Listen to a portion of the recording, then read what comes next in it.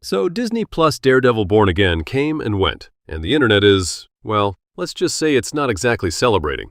Meanwhile, people are still talking about how incredible the Netflix Daredevil series was, even years after it got canceled. So what gives? Why does one version of the same character work so brilliantly, while the other falls flat on its face? Today, we are diving deep into what made Netflix's Daredevil a masterpiece, and why Disney Plus's attempt feels like they completely missed the point. Trust me, by the end of this video, you'll understand exactly why sometimes more money and bigger budgets don't always equal better storytelling. Let's start with what Netflix absolutely nailed. When Daredevil premiered in 2015, it wasn't trying to be another Marvel movie chopped up into episodes. It understood something crucial. Matt Murdock works best when his world feels small, personal, and brutally real. The Netflix series thrived because it stayed close to its neighborhood-level threats and personal drama. Although Daredevil shares a universe with the likes of Thor and Captain Marvel, Hell's Kitchen always remained an insular world governed by immediate, tangible dangers. Think about it. The most memorable villains weren't cosmic threats or alien invasions. They were Wilson Fisk, a crime boss with mommy issues and a genuine love for art. They were Bullseye, a psychopath who turned everyday objects into weapons. These felt like threats you could actually encounter in a dark alley, which made them infinitely more terrifying than another CGI monster. Netflix understood that Daredevil's superpower isn't just enhanced senses, it's that he's the most human superhero in the Marvel Universe. He bleeds, he breaks bones, he makes mistakes that have real consequences. Remember that hallway fight scene from Season 1? Matt wasn't some invincible hero quipping his way through bad guys. He was exhausted, getting his ass kicked, and barely surviving. That's what made it iconic. Now let's talk about where Disney Plus went wrong. And oh boy, is there a lot to unpack here. The biggest issue?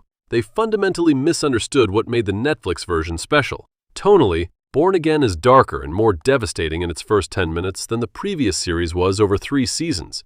Wait, what? How is that possible when fans are complaining that it doesn't feel dark enough? Here's the thing. Darkness for the sake of darkness isn't what made Netflix's Daredevil work. It was the emotional weight behind every punch, every moral choice, every consequence.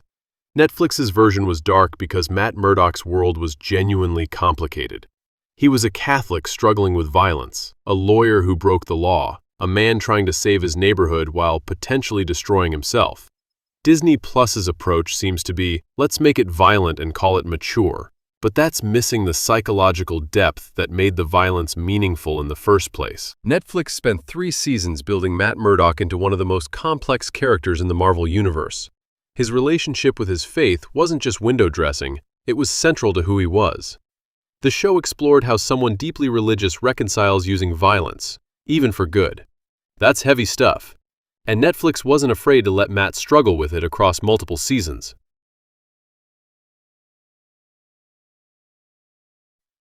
The supporting characters were equally well developed. Foggy Nelson wasn't just comic relief. He was Matt's moral compass and best friend who had every right to be angry about being lied to.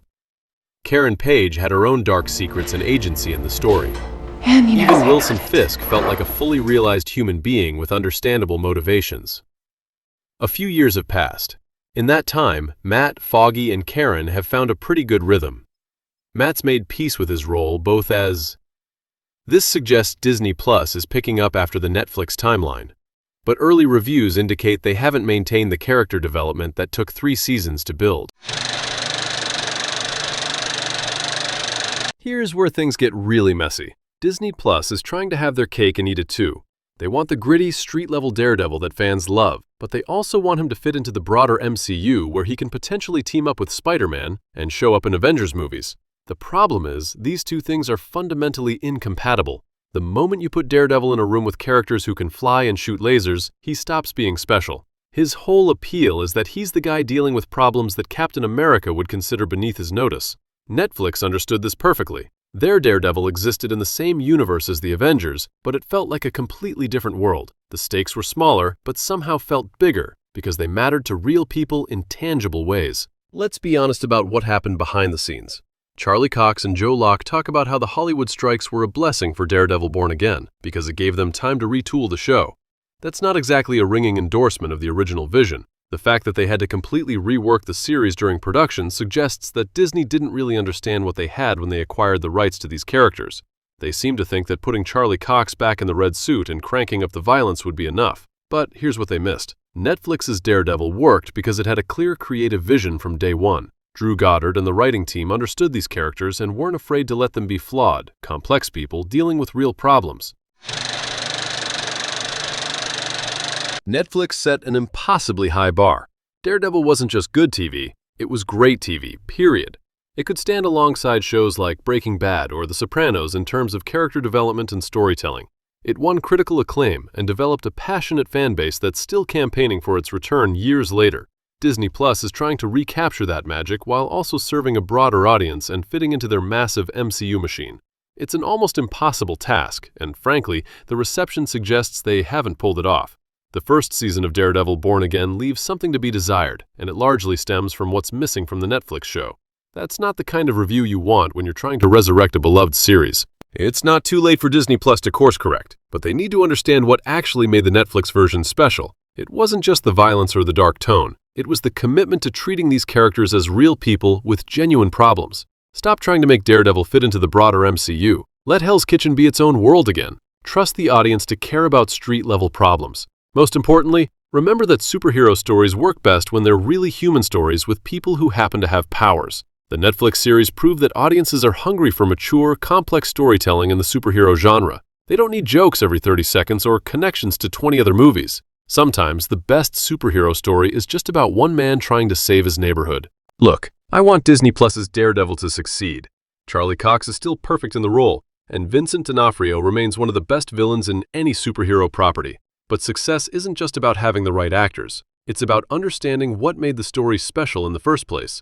Netflix's Daredevil worked because it respected its audience and wasn't afraid to tell a complicated story about complicated people. Until Disney Plus embraces that same philosophy, they're going to keep producing expensive disappointments instead of the masterpiece that fans deserve.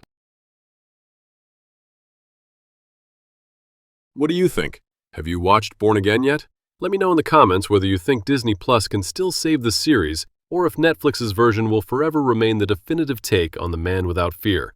And if you enjoyed this deep dive, make sure to subscribe and hit that notification bell. We've got plenty more Marvel content coming your way, including a breakdown of why the Netflix Marvel shows were so much better than what we're getting now. Trust me, you won't want to miss it.